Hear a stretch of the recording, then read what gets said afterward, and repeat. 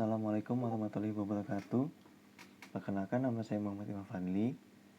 Di sini saya akan menjelaskan tentang jenis-jenis paragraf yang sebelumnya sudah saya susun berdasarkan makalah yang ada. Pertama, pengertian. Paragraf itu adalah suatu kumpulan dari kesatuan pikiran yang kedudukannya lebih tinggi serta lebih luas daripada kalimat. Menurut Rahardi 2009, paragraf merupakan bagian dari karangan atau tulisan yang membentuk satu kesatuan pikiran, ide, ataupun gagasan. Di sini paragraf itu jenis-jenisnya ada 5. Yang pertama adalah paragraf eksposisi. Paragraf eksposisi adalah paragraf yang menginformasikan sesuatu untuk menambah pengetahuan pembaca yang bersifat ilmiah yang bersumber dari penelitian, pengamatan, ataupun pengalaman. Ciri-ciri dari paragraf eksposisi adalah bersifat informatif, terdapat fakta yang menguatkan, serta masalah yang dibahas itu secara objektif itu terlihat. Sedangkan paragraf deskripsi merupakan paragraf yang menggambarkan suatu objek, tempat, peristiwa dengan seterang-terangnya kepada pembaca. Seolah-olah penulis itu melibatkan langsung kepada pembaca agar merasakan apa yang dirasakan oleh penulis.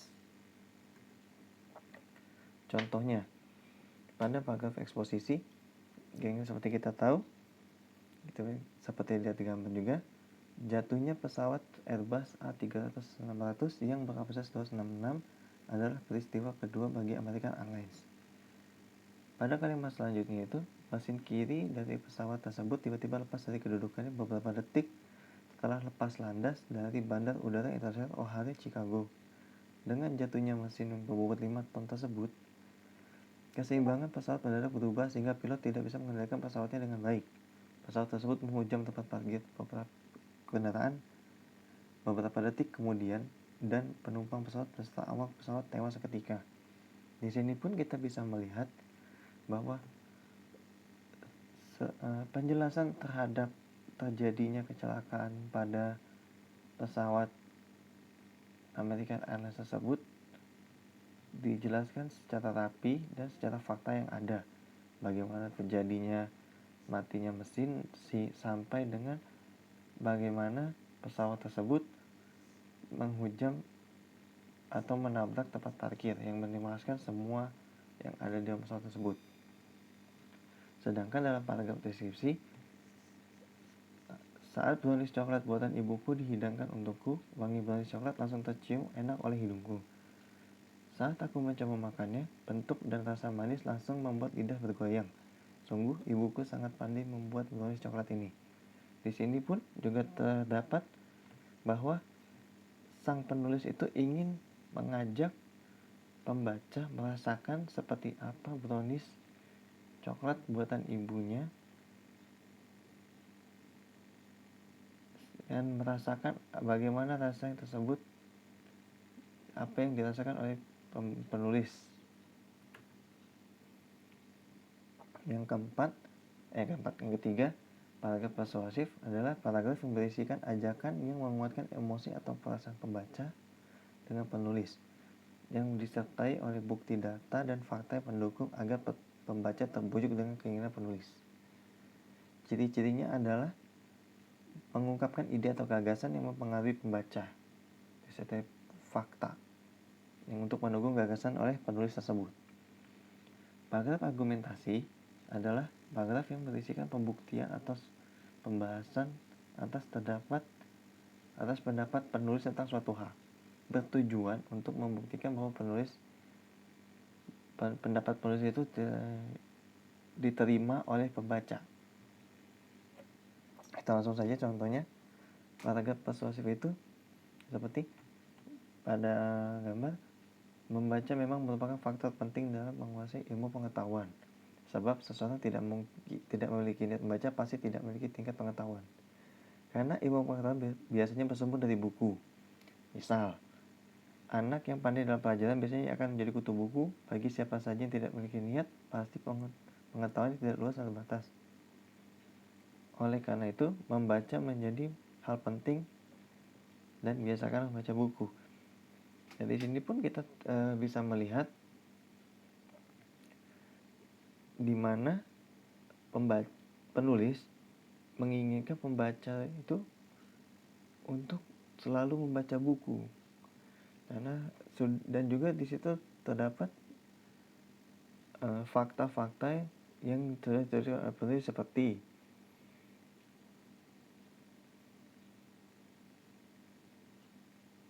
sebab seseorang tidak memiliki niat pasti tidak memiliki tingkat pengetahuan, dan bagi siapa yang memiliki tidak niat baca pasti pengetahuannya tidak luas, karena seperti yang kita tahu buku itu adalah jendela ilmu, sehingga kita menjadi tahu bahwa semakin banyak kita membaca maka semakin banyak kita mengetahui berbagai pengetahuan. Sedangkan contoh dalam paragraf argumentasi, membaca memang merupakan faktor penting dalam menguasai berbagai ilmu pengetahuan. Seseorang penasihat hukum pasti selalu tahu membaca buku-buku yang terkait dengan hukum, sebab jika ia membaca buku hukum pasti akan jika ia tidak membaca buku hukum maka ia akan merasa kesulitan dan tidak tahu apa sih pasal yang tersebut. Sedangkan mahasiswa tidak mau membaca pasti akan kesulitan membaca dan menjawab soal-soal dari dosen. Dan paragraf argumentasi ini terbukti bahwa penulis menginginkan bahwa pembaca itu benar loh, ternyata membaca itu harus, karena sesuai dengan ilmunya masing-masing. Seperti kita tahu penasihat hukum membacanya buku-buku hukum, karena kalau tidak membaca itu dia pasti tidak akan tahu. Bahkan begitu pun mahasiswa, kalau mahasiswa tersebut tidak membaca buku yang disarankan dosen-dosennya pasti dia akan kesulitan membaca soal-soal dari dosen tersebut. Dan yang terakhir adalah paragraf narasi. Paragraf narasi tersebut adalah paragraf fiksi ataupun non-fiksi yang berisi kisah, rekaan, ataupun pengalaman yang berdasarkan pengembangannya dari waktu ke waktu sehingga seolah-olah pembaca yang mengalami peristiwa tersebut. Ciri-ciri paragraf narasi itu adalah memiliki konflik, terdapat urutan waktu, dan ada tokoh yang ceritakan atau tulisan itu berisi tentang kehidupan makhluk-makhluk hidup, bisa kehidupan nyata, imajinasi, maupun keduanya digabung. Dan cerita tersebut memiliki keindahan, baik keindahan isinya maupun dalam penyajian. Contohnya, beberapa hari yang lalu kami pergi ke sebuah pusat wisata yang berada di Jakarta. Kami pergi dengan 2 mobil pribadi. Kami melaju dengan kecepatan cepat secara beriringan dengan mobil lainnya. Perjalanan sangat menyenangkan. Semua orang tampak bergembira. Cahaya sinar matahari menyinari kami sehingga pemandangan dari dalam kaca mobil cukup indah. Dari paragraf tersebut kita bisa melihat terdapat adanya konflik, urutan waktu, dan penulis inginkan pembaca itu merasakan apa yang ia rasakan saat sang penulis itu ingin melakukan wisata. Dari mereka perginya, apa yang mereka rasakan di jalan, dan lain-lainnya. Oke.